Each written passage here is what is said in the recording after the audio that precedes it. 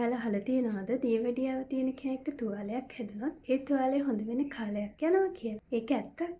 අද අපි බලමු ඒකට හේතු සහ විද්‍යාත්මක පැහැදිලි කිරීම. දියවැඩියාව තියෙන කෙනෙක්ගේ රුධිරයේ ග්ලූකෝස් මට්ටම වැඩි. එතකොට මේ ග්ලූකෝස් මට්ටම වැඩි වුණාම සුදු රුධිරාණු කියන සෛලවල ක්‍රියාකාරීත්වය අඩපණ කිරීමක් කරනවා. මේ සුදු රුධිරාණු සෛල වලින් ශරීරයේ ප්‍රතිශක්තිකරණය ඇති කරන්න, ඒ වගේම තුවාල හොඳ කරන්න ප්‍රධාන මෙහෙයක් කරනවා. එතකොට දියවැඩියාව තියෙන කෙනෙක්ගේ මේ සුදු රුධිරාණු අඩපණ වීම නිසා තුවාල හොඳ වීමේ වේගයත් ප්‍රමාද කරනවා. දෙවෙනි කාරණේ තමයි කාලයක් තිස්සේ දියවැඩියාව තියෙද්දී ඒ ශරීරයේ ස්නායු සෛල මැරීමකට ලක් වෙනවා. එතකොට සාමාන්‍ය පරිදි යාලට සංවේදනයක් දැනෙන්නේ නැහැ. එතකොට පොඩි තුවාලයක් වුණත් ඒ පුද්ගලයාට ඒක නොදැනී කාලයක් තිස්සේ තියෙන්න පුළුවන්.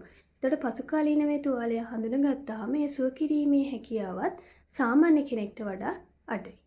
තුන්වෙනි කාරණය තමයි දියවැඩියාව තියෙන පුද්ගලයෙක්ගේ සාමාන්‍ය පරිදි ලේස සැපීම සිද්ධ වෙන්නේ නැහැ. සාමාන්‍ය පරිදි සෛල වර්ධනය වීමක් වෙන්නේ නැහැ. ඒතකොට තුවාලයේ තියෙන තැන උනත් සාමාන්‍ය පරිදි සෛල වර්ධනයක්, ඒ වගේම රුධිර සැපීම සාමාන්‍ය පරිදි නැතිවීම නිසා තුවාල හොඳ වෙන ප්‍රවණතාවය සාමාන්‍ය කෙනෙක්ට වඩා අඩුයි.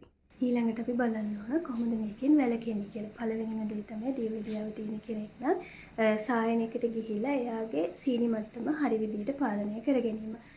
තව කෙනෙක් ඉන්න පුළුවන් දියවැඩියාව කලින් පරීක්ෂා කළා නැහැ. එයාට තුවාලයක් වුණාම ඒක සුව වෙන කාලයක් යනවා නම් පළවෙනිම දේ එයාගේ ශරීරයේ තියෙන සීනි මට්ටම පරීක්ෂා කර ගැනීම.